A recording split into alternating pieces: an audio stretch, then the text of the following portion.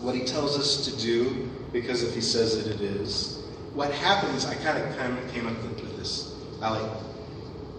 If we trust and obey, Jesus meets us on the way. Right? I feel pretty proud of myself for thinking that. If we trust and obey, Jesus meets us on the way. All right? Let's look a little bit further here. So they went out quickly from the tomb, and I love this. If there are 10 words in the Bible that are super awesome, it is, he has risen just as he said. Well, that's more than it. He is risen just as he said, that phrase, and then this one. They went out quickly with fear and great joy. From the tomb, from the dead thing, where the dead guy is supposed to be, with fear and great joy. I think that's really kind of cool, actually. Because it should tell us something about what's possible and what's not possible. Because a lot of us weigh too much on, I've got to have enough faith. Or I can't be afraid. I can't go into this situation and be afraid in order for Jesus to do his thing. Right? Because let's face it, Jesus rose even though nobody believed he was alive. So if it depended on our faith for God to do something, we'd be in a bunch of trouble. What they did, though, is the angel said, hey, there's his wrappings. You know, he's not there. Go and tell his disciples. Get up and go to Galilee, and he'll meet you there. And so what did they do? They went quickly from the tomb with fear and great joy. You know, if we are open to Jesus, the joy comes from Jesus. It doesn't come from us. So it makes sense that they would have fear and great joy. And ran to bring his disciples the word. And as they went to tell his disciples, behold, Jesus met them. If you trust and obey, he'll meet you. Anyway, saying, rejoice. So they came and held him by the feet and worshipped him. Then Jesus said to them, do not be afraid. Go and tell my brethren to go to Galilee, and there they will see me. So what did they do? Sure, they had fear, but their joy came from the Lord. They went, Jesus met them, and he's the one that said, don't be afraid. When we meet Jesus in the middle of doing what we're supposed to be doing, even though we're afraid to do it, I can 100%, and if I could say 1,000%, I would, but if I can guarantee you that if you're doing what he tells you to do, and even if you're afraid, you're doing it anyway, because that's what trust is. Did you know that? There's a total difference between doubt and trust. Doubt is when you're thinking about it and you go, that just can never happen. Trust means, I'm scared out of my mind, but I'm going to do it anyway because I trust you. I believe you. So trust is an action thing, and doubt is an inaction thing, right? But here they go with fear and great joy. Jesus meets them. I don't think they could have possibly been afraid after that. Because the dude beat death, right? What could they possibly be afraid of? So this whole story reminded me of this couple from India that was in one of my churches years ago. And it was an Easter Sunday, and we were talking about just how awesome it is that Jesus rose and how much joy we should have. And it should motivate us to do something. And I said, we should just, I was being rhetorical. I didn't think anybody, take me literally. But I said, we should get up from here right now. We should go out into the street. It's a major intersection. And just block traffic and start telling people, Jesus is risen from the dead. You can have eternal life through Jesus Christ. This is good news. This is awesome. Let's just get up and go and do it. And they stood up.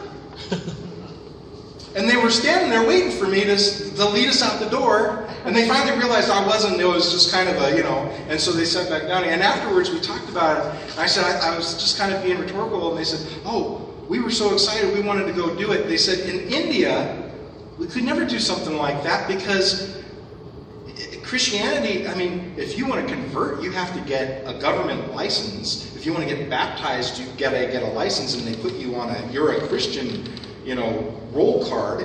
And you're not allowed to do any kind of open evangelism. And so, this is America. You can do anything you want. We were ready to go out in the street and do it. They were afraid, but the Spirit had moved their hearts with joy, and they were just ready to go and tell people about Jesus. That always stuck with me. Every Easter I think of that, because I think, man, there's nothing we should be afraid of, and it doesn't matter if we are. He said, go and tell, and if we go and tell, He promises, lo, I am with you, right, to the end of the age. So, Jesus' resurrection shows us that if He said it is, if I trust Him enough to do it, that my joy comes from Him, and not the impossible task that He asks me to do. We're in America, we get all sorts of satisfaction from my job, from my family, from my hobby, from, there's this, my identity is, we all do it, it's wrapped around a thing. And so we take our joy from the thing. When Jesus shows us, there's not a thing that can give more joy than Him. He said, I want my joy to be in you, and your joy to be complete.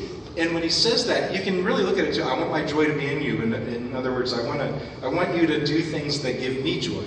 But you look at it the other way, it's I want my joy that I produce to be inside of you, and your joy then will be complete. See, your joy to be complete, because Jesus is the only source of our complete joy. And the gals, they found that out, right? And that's a resurrection thing. That's totally a resurrection thing. It's an impossible thing. Now, joy doesn't mean easy, right? Look as they were going, as they were running off to tell the disciples to pack up and go to Galilee, that Jesus will meet them there, this is what was happening. Now, while they were going, behold, some of the guard must have woke up, came into the city, and reported to the chief priests all the things that had happened. When they had assembled with the elders and consulted together, they gave a large sum of money to the soldiers, saying, tell them, his disciples came at night and stole him away while we slept.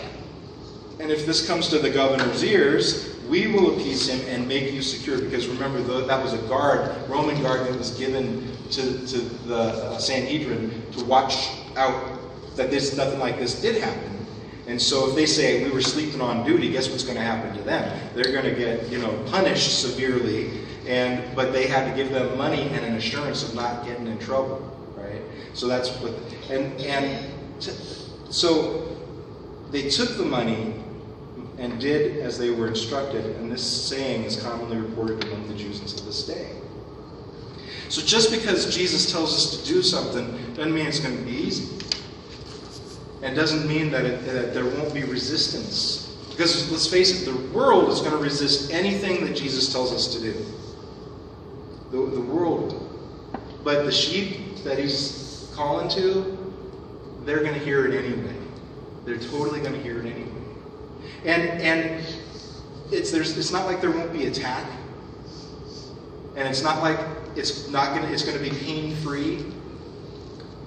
Too much of what we get taught in church is, if you trust Him and you're obedient and you tithe, then your life as a Christian is going to be just the best life ever, the A-track, you'll have security and comfort and all that. That's a prevalent message. I hear it all the time, and I'm thinking, really?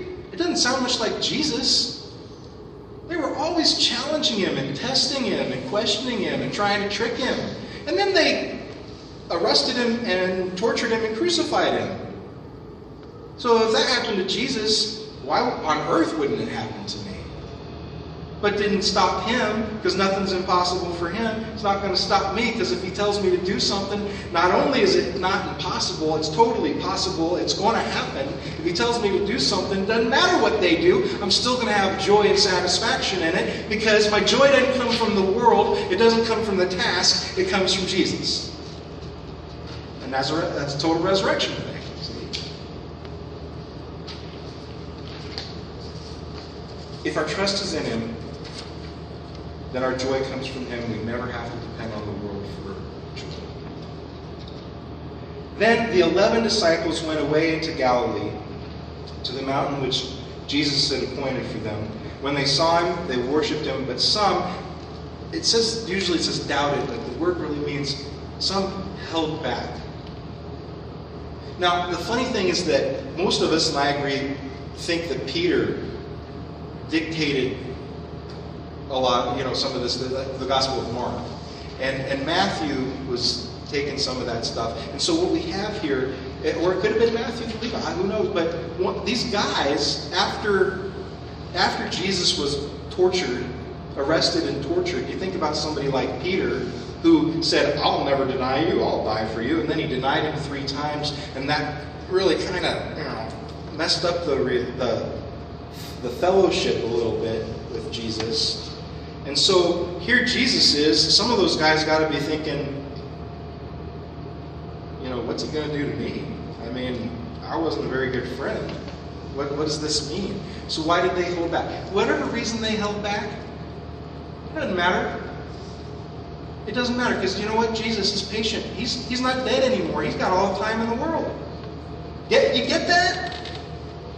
Jesus has all the time in the world. So they held back. So what? Eventually, all of them didn't hold back.